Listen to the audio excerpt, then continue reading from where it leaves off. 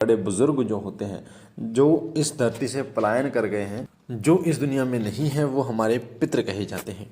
ऊत भी होते हैं और पितृ भी होते हैं। इसके ऊपर मैंने एक सेपरेट वीडियो बना रखी है जिसमें ऊत पितृ कौन होते हैं, आप उस वीडियो को जरूर देखना। यूट्यूब पे आप लिखना ऊत पितृ कौन होते हैं और लास्ट में शिव कृपा लिखना, तो वो वीडियो आपके सामने आएगी। आप सुनना, उसको आपको समझ में आएगा कि ऊत और पितृ कैसे होते हैं। साथ में कुछ ऐसे लक्षण के बाद मैं आपको कुछ ऐसे तरीके भी बताऊंगा जिससे आप पितरों को बहुत जल्दी प्रसन्न कर सकते हैं। तो आइए शुरू करते हैं। सबसे पहले कि पितृ के कौन से वो लक्षण हैं जिनसे आप ये जान सकते हैं कि पितृ आपके घर में मौजूद हैं। देखिए, सबसे पहला लक्षण जो होता है आपके पितरों का, वो होता है कि आपके घर में बरकत होनी शुरू हो जाती है। जब पितरों की कृपा आपके घर में होती है, जब पितर आपके घर में वास करते हैं, तो आपके पैसे धेले में बरकत शुरू हो जाती है। पितरों की कृपा जब नहीं होती तो इससे उल्टा होता है। जब पितरों की कृपा नहीं होती, पितर वास नहीं करते, तो उससे उल्टा होता है। पैसा का पता ही नहीं चलता, पैसा कहाँ जा रहा है, और आप कमाते रहते हैं, इकट्ठा किया हुआ सारा पैसा आपका ख़त्म हो जाता है, बीमारियों में ख़त्म हो जाता है। पर जब पितरों की कृपा होती है तो आपके काम धंधे खुलने शुरू हो जाते हैं, पैसा जुड़ना शुरू हो जाता है, पैसे में बरकत होनी शुरू हो जाती है। जहाँ से पैसा रुका हुआ है वहाँ से पैसा आना शुरू हो जाता है। साथ ही आपके घर और परिवार में वो जो पैसा है वो फिर बीमारियों में नहीं लगता, आपके घर और परिवार की बरकत में लगता है। आपके घर और परिवार के आगे बढ़ाने के लिए वो पैसा जो है वो लगता है। दूसरा लक्षण होता है, वो होता है कि आपके घर में आपके जो बच्चे हैं वो आपके बड़ों का आदर करना शुरू कर देते हैं, आपके बड़ों का मान करना शुरू कर देते हैं। क्योंकि जब पितरों की कृपा होती है तभी बड़ों का मान होता है, तभी जो घर का मुखिया है उसका मान होता है। तो ये दूसरा लक्षण होता है। तीसरा लक्षण होता है, आपस में प्रेम भाव बढ़ना शुरू हो जाता है। अब घर में जब पितरों का वास होता है, देखा होगा आपने कि सास बहू में बहुत झगड़ा होता था, पर जब पितरों का वास आपके घर में होता है तो वही और सास और बहू को आप पहचान नहीं सकते। वही सास बहू एक माँ बेटी की तरह रहना शुरू कर देती हैं। तो वो क्या होता है, जब आपके घर में पितर वास करते हैं तब पितरों का प्रभाव इतना बढ़ जाता है कि वो आपके अंदर के द्वेष भाव को निकाल देते हैं और उनकी कृपा से आपके परिवार में प्रेम भाव विकसित होना शुरू हो जाता है। अगला लक्षण आपको जो देखने को मिलता है वो मिलता है कि आपको अमावस्या के एक दिन पहले या 2 दिन पहले आपको अपने पितरों के दर्शन होने शुरू हो जाते हैं।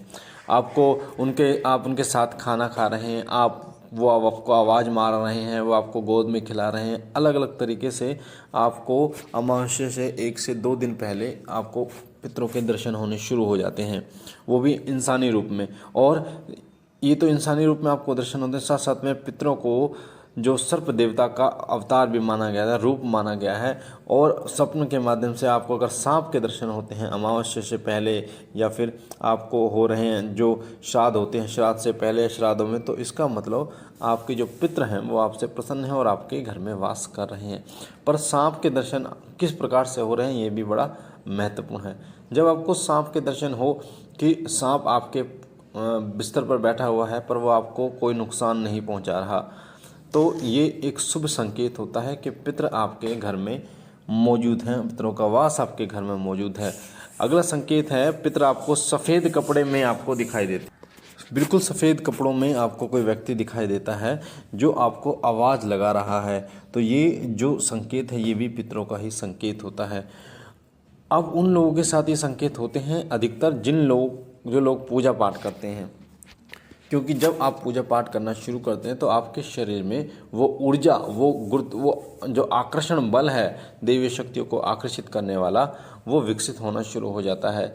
तो जो पूजा पाठ व्यक्ति करता है उसको पूजा करते समय रोना आना, ये पितरों का ही संकेत होता है कि उसके शरीर पर पितर आना चाहते हैं, सवारी के रूप में आना चाहते हैं, और वो रोक रहा है पितरों को, वो बहुत तेज़ी से रोता है। तो ये संकेत आपके पितरों का ही संकेत होता है कि आपके पितरों का वास आपके घर में है।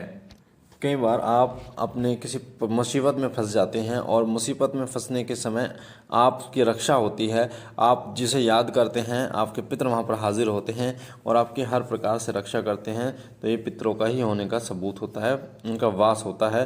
पितरों की सवारी भी आ जाती है, कई लोगों को पितरों की सवारी आ जाती है जब पितरों का वास आपके घर में होता है। और फिर वो पितर आपको सारी चीज़ें बताते हैं, वो क्यों आए, कैसे आए हैं, उनका क्या भोग है, क्या प्रसाद है, क्या भूल चूक हुई है, आप भी उनसे जो पूछना चाहें अपने घर के विषय में वो भी पूछ सकते हैं। तो पितृ जब ही आते हैं जब वो प्रसन्न होते हैं, पितृ जब ही आते हैं जब उनका वास आपके घर में होता है। तो ये तो कुछ ऐसे लक्षण जो मैंने आपको बताए कि पितरों का वास जब आपके घर में होता है तो आपको क्या क्या लक्षण दिखाई देते हैं। एक चीज़ और मैं बता दूं कि जिस समय पितरों का वास होता है उस समय घर में टोटा, गरीबी और बीमारियां, ये तीनों चीज़ें नहीं आती। उस घर में कभी भी ये तीनों चीज़ें नहीं आती। ना तो बीमारी आती है, ना टोटा आता है, ना गरीबी आती है उस घर में। वो घर संपूर्ण होता है, उस घर में किसी चीज़ की कमी नहीं रहती और तब तो वो घर रहता है। अब मैं आपको बता देता हूँ पितरों को किस प्रकार से आप बहुत जल्दी प्रसन्न कर सकते हैं। देखिए, पितरों को प्रसन्न करने के लिए सबसे पहला उपाय है, एक जल का लोटा लें और भगवान सूर्य को आप पितरों के नाम से अर्पण करें। डेली भगवान सूर्य के सामने जल का लोटा अर्पण करें, जिससे पितर जो है वो प्रसन्न होते हैं। इसमें आप 2 लौंग, एक बतासा डाल सकते हैं, उससे भी पितर बहुत जल्दी प्रसन्न होते हैं। तो ये पहला उपाय। दूसरा उपाय है भगवान गणेश चालीसा का पाठ करें। गणेश चालीसा के पाठ से भी आपके जो पितर हैं उनको बल मिलता है और उनको तृप्ति मिलती है और वो बहुत जल्दी प्रसन्न होते हैं। जिस घर में भगवान गणेश चालीसा का पाठ होता है, भगवान गणेश की पूजा होते हैं, वहाँ पर पितर मौजूद होते हैं, वहाँ पर पितर साक्षात वास करते हैं। तो इसीलिए भगवान गणेश की पूजा करना, गणेश चालीसा का पाठ करना, ये पितरों को प्रसन्न करने का ही एक माध्यम है। तीसरा उपाय है पितृ गायत्री मंत्र का जाप करें। पितृ गायत्री मंत्र का जाप कीजिए। अब कई लोग ये समझेंगे कि पितृ गायत्री मंत्र कौन सा होता है, कमेंट करेंगे, तो मैं आपको बता देता हूँ। पितृ गायत्री मंत्र, ओम पितृगण विद्महे जगत धारणे धीमहि तन्नो पितृ प्रचोदयात्, ये पितृ गायत्री मंत्र है। ओम पितृगण विद्महे जगत धारणे धीमहि तन्नो पितृ प्रचोदयात्, ओम पितृगण विद्महे जगत धारणे धीमहि तन्नो पितृ प्रचोदयात्, ये पितृ गायत्री मंत्र है। तो पितृ गायत्री मंत्र के लगातार जाप से भी पितर बहुत जल्दी प्रसन्न होते हैं। अगला जो उपाय है वो है अमावस्या निकालना। अमावस्या महीने में आती है, हर महीने एक अमावस्या आती है।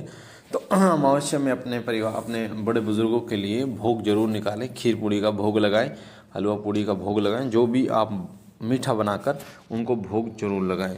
साथ ही अगला जो उपाय है वह श्राद्ध जरूर निकालें। जो 14 श्राद्ध आते हैं, 16 जो श्राद्ध आते हैं, उन श्राद्धों को जरूर निकालें